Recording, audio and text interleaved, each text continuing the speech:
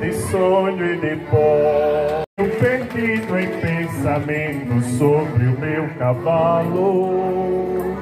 É de laço e de nó, de gibeira ou giló, dessa vida sofrida a sós. Sou caipira, Pirapora, Nossa Senhora de Aparecida, que ilumina minha escura e funda o trem da minha vida.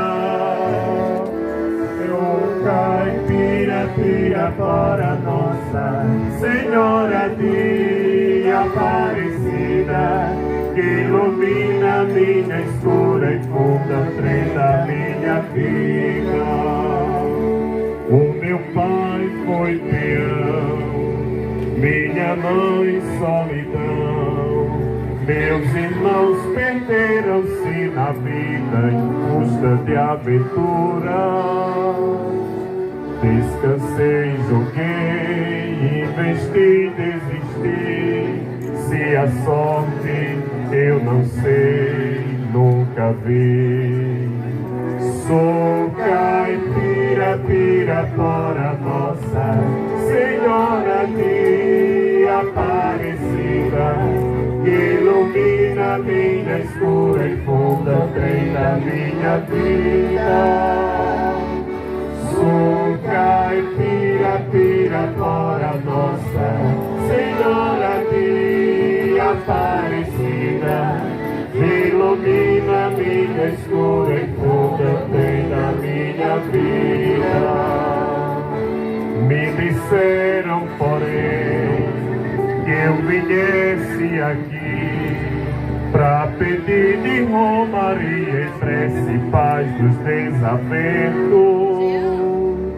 Como eu não sei rezar, só queria mostrar meu olhar, meu olhar, meu olhar. Toda a igreja. Sou caipira, Pirapora, Nossa Senhora de Aparecida, ilumina minha escura e funda o trem da minha vida. Sou caipira, Pirapora, Nossa Senhora de Aparecida, ilumina minha escura e funda o trem da minha vida.